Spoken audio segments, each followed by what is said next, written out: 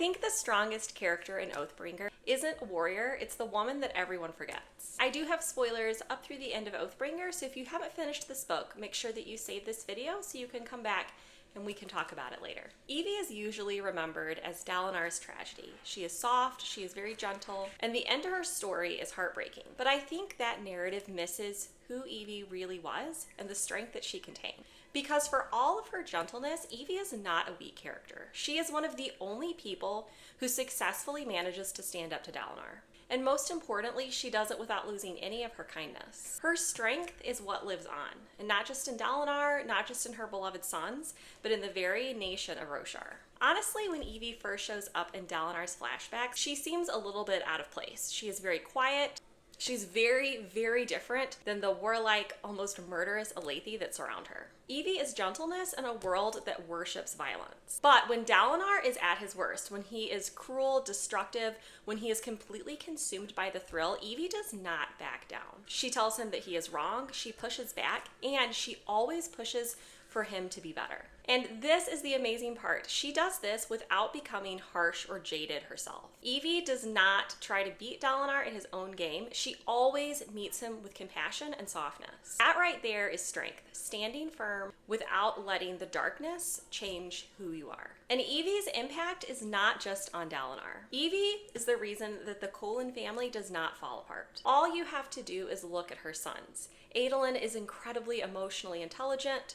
He is sympathetic, respectful to everyone he meets, and Renarin has an invaluable sense of self and a willingness to be exactly who he is wherever he is. Both of them carry so much of Evi inside of them. While Dalinar was chaos and destruction, Evi was the one who made them a family. She was the bridge between her children and their father, the safe space that let them all grow into the people that they needed to be. Even after Evi's death, her influence is what holds them together. Dalinar's flashback when he confronts Renarin, expecting him to tell him that Evi taught her boys to think of him as someone who was absent or angry, what he hears is that Evi told them that Dalinar was noble, that he was a herald, that he was the best man in all of Alethkar. Dalinar is the general, the kingmaker, and eventually the bondsmith, but Evi is the glue and the matrix that holds all of them together and makes them together more than they could be separately. And so this is why eventually, as we continue along in Oathbringer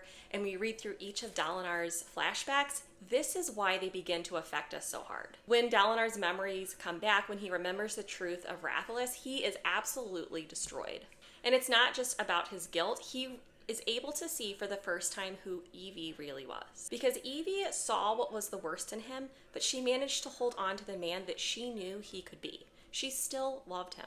Evi never excused what he did, but she never abandoned him. She kept trying. She believed that he could be better. And so I think this brings us to one of the most powerful scenes in Oathbringer when Dalinar stands before cultivation. He is expecting to be condemned. He desperately wants forgiveness. And listen, she does call out his sins. She does not sugarcoat what he has done, but she doesn't leave it there. She gives him a path forward, not by pretending that it never happened, but by giving him a chance to carry it and to redeem it.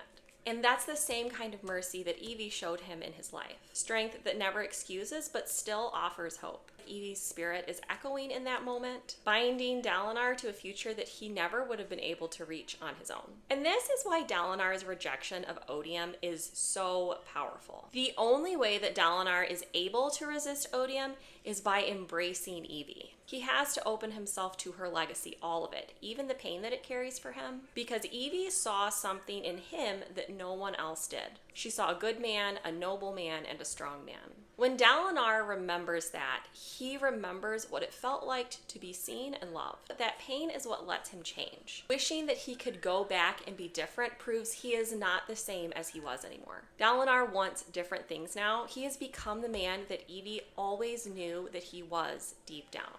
He's become the man that she knew he could be.